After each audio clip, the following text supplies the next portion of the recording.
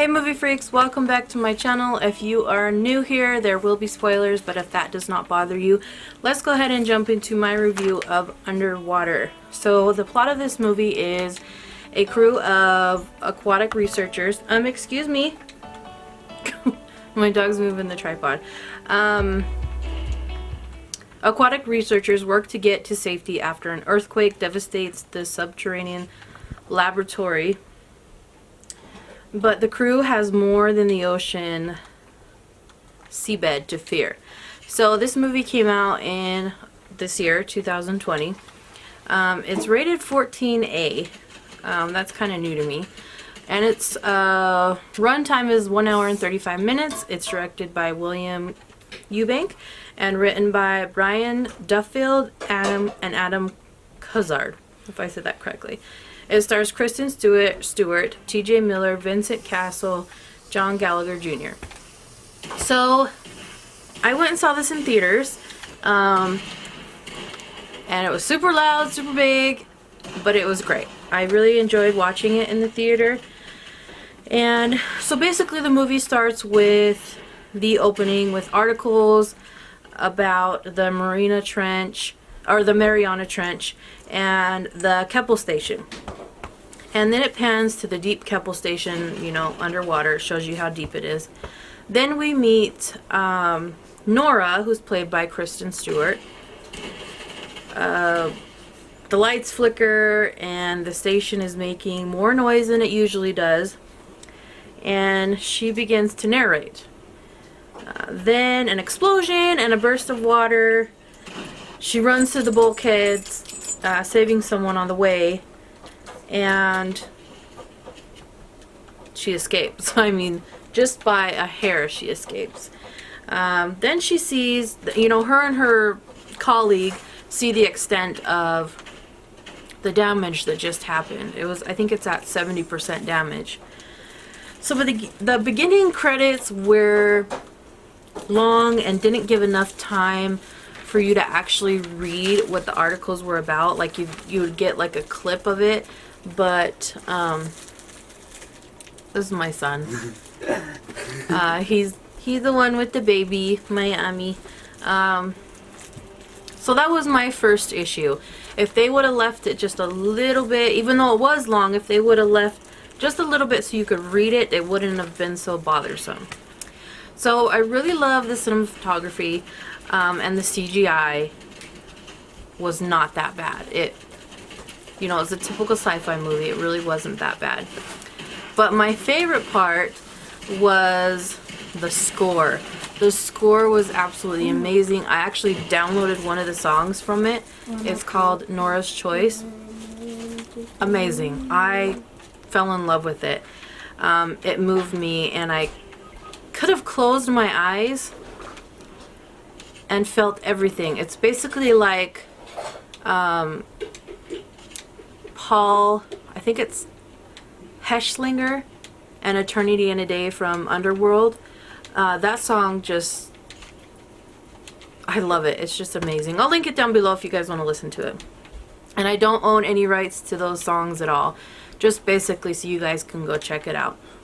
So I felt everything with the score. It was just amazing. So this was a quite different role for Kristen Stewart. Very emotional but guarded, tortured but strong. You know, she's been in Twilight and Adventureland and, you know, different movies, but this one I felt really went there for her, and she had to probably go out of her comfort zone for it. So I mean, it's basically not like anything I've ever seen her do, and I really enjoyed her performance. However, I did not like her hair. It was bleached blonde and basically like an army cut. I don't know. I didn't like it. I don't think I mean, it didn't look bad on her, but I just never seen her that way. So also T.J. Miller appeared. He was, gosh, what was his name? I'll put that right here. I can't remember what his name was, but he appeared and was just hilarious. He took the situation and made it fun. like always. So I loved how she had the will to survive, but when it came down to, now there's going to be a spoiler, so if you don't want to hear what I'm about to say, you can fast forward to this timestamp right here. So when it came down to it, she was not afraid to sacrifice herself to save the others, which makes the ending that much more unexpected, because she's fighting so hard and you think she's gonna survive, like she's gonna be the only survivor, but in the end it's really not. Alright, so the atmosphere does give you that suffocating feeling and claustrophobia because they are about 7 miles down, and I think the Titanic is only like, I think it's 2 miles down or 3 miles down. I can't remember exactly. I'll also put that right there. So there is quite a few POV shots, and that made me a little dizzy, and it reminded me of a video game, like the way that the captain was narrating, or not narrating, but talking to the other people. It made me feel like it was a video game mixed with a movie. So a video game mixed with a movie, and we all know basically like Alien and Life, with Jake Gyllenhaal and Ryan Reynolds, is kind of like all of those three mixed together. So I did think it was a good movie. Not great, but it is worth the ticket, and I will buy it. I think it was a pretty good movie. I went with my friend, she didn't really like it too much, and I kind of had a hard time paying attention because the seats to the theater were not that comfortable. So I think if I watch it again at home, I will find a lot more things to like about it. So it was entertaining, and I'll give it props for what it was. Mia, she's eating my shoe.